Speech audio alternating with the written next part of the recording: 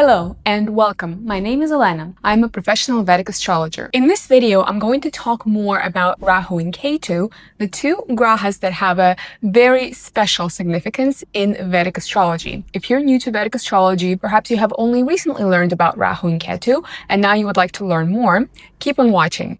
In this video, I'm going to talk about what they are, what is the symbolism and the mythology behind Rahu and Ketu, as well as how to interpret them in the birth chart. And I'll give examples of some celebrities who embody the energies of Rahu and Ketu. Before we get started, I would just like to note that this is an in-depth review of Rahu and Ketu. So if you just like to know what they signify and what the meanings are in the birth chart, you can either navigate to the Planets in the Birth Chart video in my Astrology for Beginners playlist, or you can skip to the second part of this video where we focus on the birth chart specifically. First and foremost, it's important to recognize that Rahu and Ketu aren't planets.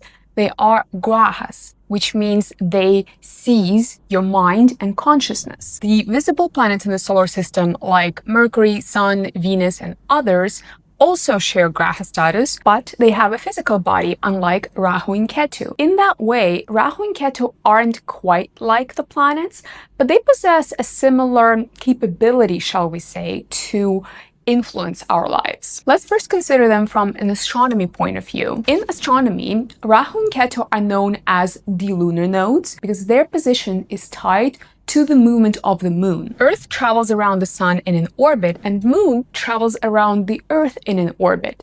These two orbits aren't parallel to one another. They have 2 points of intersection. It is at these points of intersection that Rahu and Ketu find themselves, and in that way, when two orbits interact, they form sort of like a knot or a node, which is what gives Rahu and Ketu their names as lunar nodes. Rahu is referenced as the north node because it marks the point from which moon starts going up north, and Ketu is the south lunar node because it marks the point at which the moon starts moving south. They're always 180 degrees apart from one another, meaning that they're always in opposite zodiac signs like Cancer and Capricorn. Like so, Rahu and Ketu occupy a pair of signs for about 18 months until they start moving retrograde into the previous pair of signs, Gemini and Sagittarius in this example. Even though Rahu and Ketu don't have physical bodies in outer space, we observe and feel their influence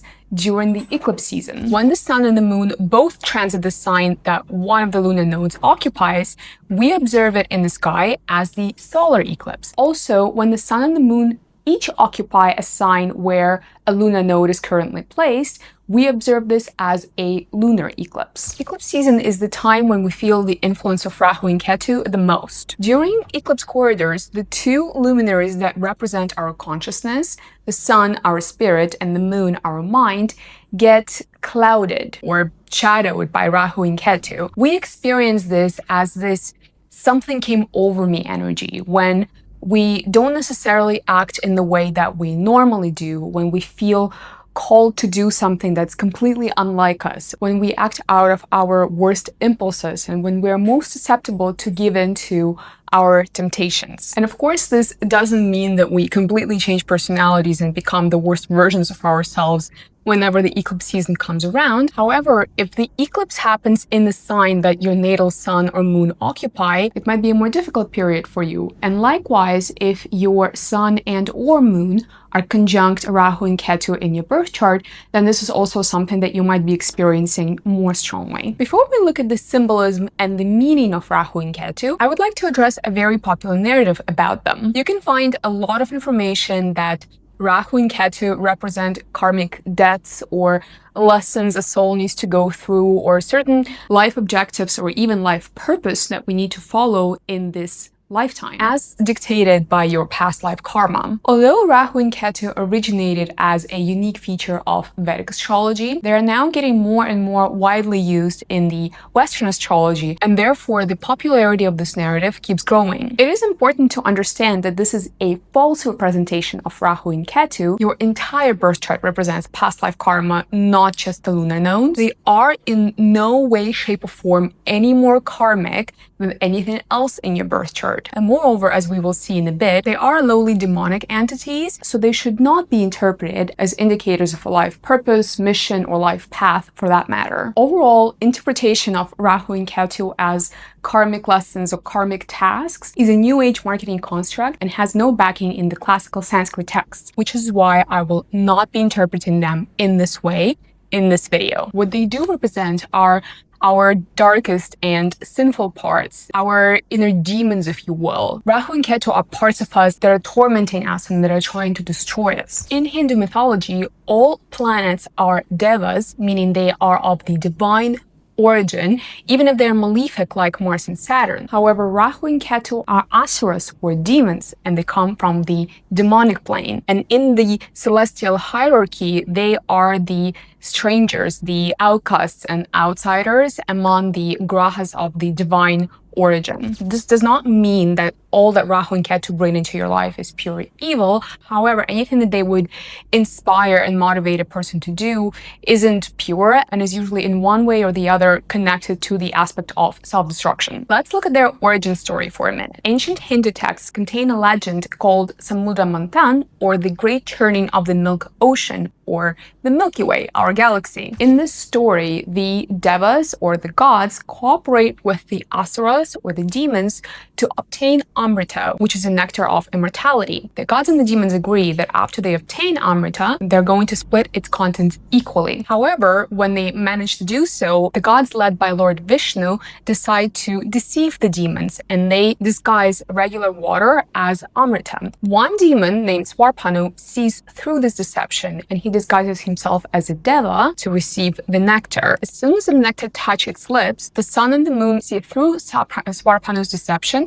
and they notify Lord Vishnu that there is an impostor among them. So immediately, Vishnu throws his disc and cuts off Swarpanu's head, in this way creating Rahu, the head of the demon, and Ketu, the tail of the demon. But because the demon had already swallowed Amrita and obtained immortality, he in this way obtained the Graha status along with the devas. From that day, Rahu and Ketu carry deep resentment for sun and the moon for exposing them, and the legend says that periodically Rahu and Ketu swallow the sun and the moon, which is what we observe as solar and lunar eclipses. The legend uncovers several important points to understand about Rahu and Ketu. Firstly, as grahas, they represent everything foreign, strange, outcastly, unorthodox, irregular, just like the demon Swarpanu was a stranger among the gods. Second, they are connected to all forms of deception, illusion, and delusion. Outright lies, scams, camouflaging, posing as something that you're not, being delusional, tendency toward escapism, obsession, hallucination, and even mental health issues. Third, another aspect of Rahu and Ketu is substance abuse as a form of influencing, clouding, and altering the mind state. So things like alcohol, tobacco, drugs, and other substances are represented by Rahu and Ketu. Number 4, desire and temptation are the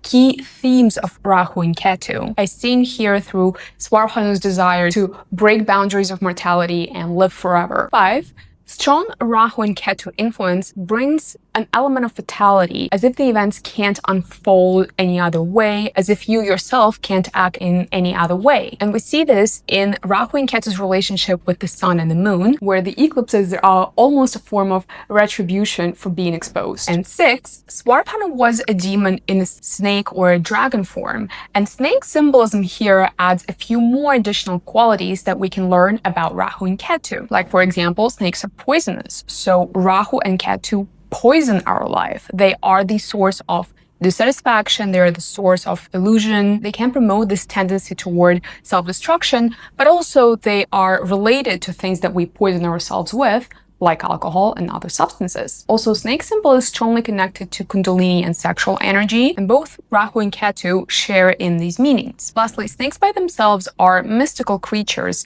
and anything that is involved in Rahu and Ketu is usually shrouded in this mystery, secrets, mystical, and occult. While the myth about Rahu and Ketu is specific to Hinduism, there are other snake or dragon related legends in other world mythologies, and they might help you understand Rahu and Ketu symbolism a bit better. For example, the biblical serpent of Eden, who tempts Eve to eat the forbidden fruit, in this way causing the fall of humanity. This legend carries similar symbolism of sin, taboo, desire, and temptation. Or Ouroboros, an ancient symbol depicting a snake eating its tail, forming a continuous cycle. It symbolizes the eternal cycle of destruction and rebirth, and we can find similar motifs in the Hindu mythology, through ideas of karma, reincarnation, and a cycle of death and rebirth. Norse mythology features Skull and Hati, two wolves who chase the sun and the moon and periodically catch up with them, creating eclipses. Here again, we see the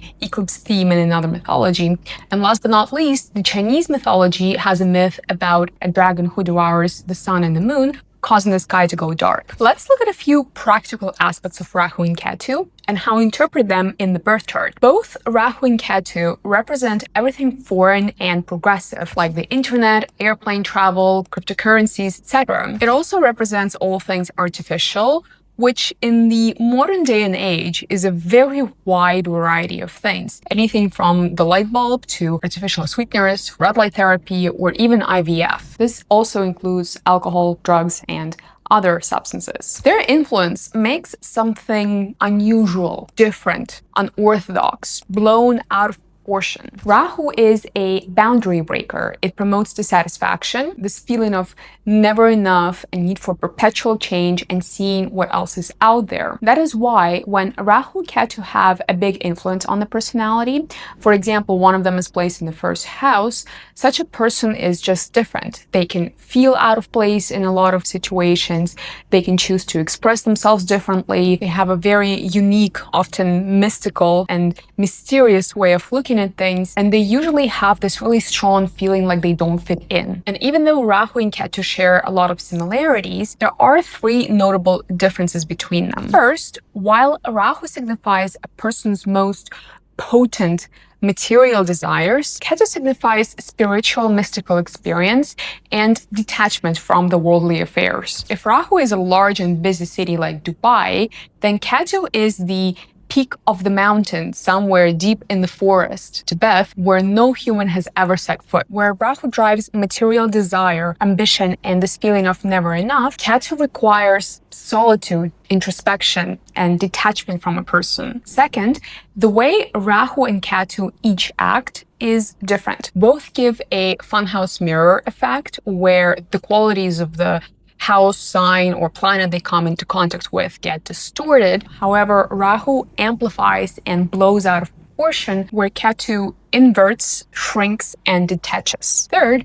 Ketu is the body or the tail of the snake, and it's said to be connected to the memory of the past, whereas Rahu is the head and it carries the desires and ambitions for the future. This is the point that has many people interpreting them as karmic lessons, past life talents for Ketu, and life objective, life purpose, life path for Rahu. In my opinion and experience, this is wrong because the entire birth chart represents talents and special factory settings, if you will, that you've created in your past life. And as for Rahu and its objectives, Rahu is a demon. We can't interpret a placement of a demon in the birth chart as the objective and as a task or a lesson, something that we need to complete in order to move into the future. A more correct way of interpreting Ketu's connection to the past would be in the way that its strong influence on the person have flashes of recognition or moments where they just know something, these weird deja vus, or they might even develop this transcendental capability to get glimpses of their past life. Now, as for Rahu, in the modern day and age, the way that its futuristic influence plays out is a person can get interested in things that are very futuristic, like crypto or artificial intelligence these days. And they can also have this revolutionary, provocative, and scandalous spirit about them, where they aren't afraid to challenge the status quo in order to get to a better future, whatever their idea of better future is. In the birth chart, Rahu and Ketu are placed in a pair of zodiac signs and in two houses opposite from one another. Depending on the chart blueprint, Rahu and Ketu can also connect to any of the other 7 planets. Now, the signs that Rahu and Ketu are placed in tend to manifest in extremes, and these qualities in the person are very distorted. They have a very bad contact with them. Because Rahu and Ketu are demonic in nature, the way that the qualities of this sign will express are going to be rather negative and mostly uncomfortable, not only for everybody around, but for the person themselves. Let's take as an example a person who has Rahu in Aries and Ketu in Libra. Such a person will have difficulties maintaining boundaries in a relationship, where on one hand, they can be extremely codependent and always orient themselves at another person before taking action. But on the other hand, they can also push through other people's boundaries and not take no for an answer, even and especially when they should. As for the houses as life areas, wherever Rahu and Ketu find themselves, they usually warp perception for a person about this area of life. The house that Rahu finds itself in indicates an area of life where a person can have a lot of illusions, they can have a lot of desires there, a lot of ambitions, and this is an area of life that constantly creates dissatisfaction for them. The house where Ketu is placed in the birth chart is an area that isn't necessarily rich with opportunities, and where a person can have this maybe somewhat detached view. Maybe it's not something that they're necessarily very interested in, or it might be an area of life that a person is not necessarily very attached to. For example, Rahu in the 4th house can give a person this obsessive idea that they need to move to a different house or maybe to a different country, that they aren't happy where they are, and if they move to a different location, then they'll finally be happy. Of course, most of the time, this idea is just an illusion. In this example, Ketu would be placed in the 10th house, so such a person might change careers multiple times. They might experience periods of dissatisfaction, like they don't see sense in what they're doing, like they lack meaning, joy, contentment from what they're doing. They don't feel like they relate to it. Both Rahu and Ketu are demonic, and their job is to distort and torment an area of life where they find themselves. That is why when either of them comes into contact with the ascendant lord, sun, moon, or the 4th house, a person's life is usually filled with struggle, torment, and more often than not, mental health issues. Some charts will also see Rahu and Ketu conjunct any of the 7 planets, like Sun, Moon, Mercury, and so on. When Rahu and Ketu come into contact with the planet, they distort its qualities. For example, when Rahu conjuncts the moon, a person can be hypersensitive, overly emotional, the mother figure can be looming over their life, and overall their perception of reality can be quite delusional. Or when Ketu conjuncts Mars, such a person might not know how to manage their anger. The channel that lets them understand how much anger they have and how to express it in a healthy way is just broken, so they tend to accumulate it, and then all of a sudden then they can explode just like that, out of nowhere. Let me know in the comments if you'd like me to do a video where we can look at all the conjunctions of Rahu and Ketu with other planets. Before we wrap up, I want to give you a tangible illustration of how Rahu and Ketu act by sharing examples of celebrities who embody the Rahu and Ketu energy, starting with Amy Winehouse. We see a Taurus rising birth chart with Rahu placed in the 1st house. If this chart style looks unfamiliar to you, please do note that this is a Vedic astrology channel and we're using Vedic astrology birth charts here. If you don't know how to read one, then be sure to check out my video Birth Chart for Beginners from my Astrology for Beginners playlist. Now back to Amy's chart.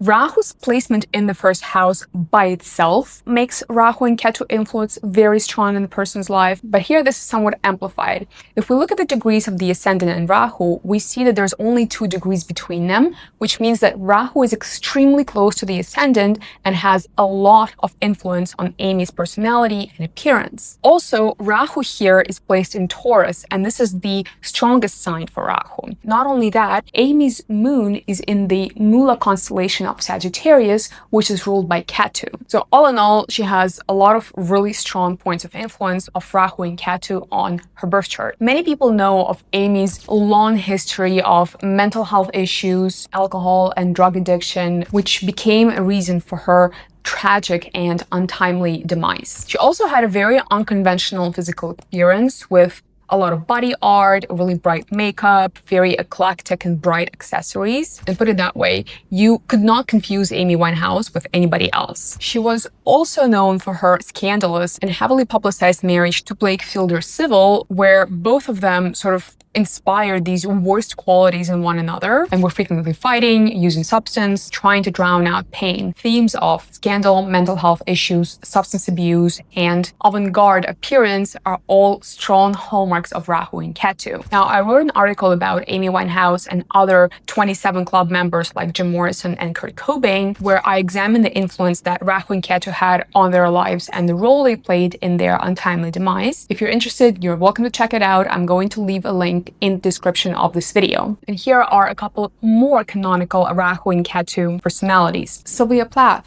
whose work was famous for writing about difficult and taboo subjects of mental health issues and trauma at that time. She also famously took her own life due to her mental health struggles. Her chart is an Aquarius rising with Rahu placed in the first house. William Burroughs, whose work explored experiences like drug use, nonconformity, and surreal and even bizarre subjects and storylines. Aquarius rising with Rahu and Mercury in the first house. Yuri Gagarin, the first human to make a journey into outer space. Libra rising with Rahu conjunct Venus, the chart ruler, and Saturn in the Capricorn in the fourth house. Clara Zetkin, who is most known for her revolutionary work as a women's rights activist. Pisces rising with Rahu in the first house. Britney Spears, an early 2000s princess of pop, who is also very popular due to her very rocky celebrity run, including numerous public scandals, mental health issues,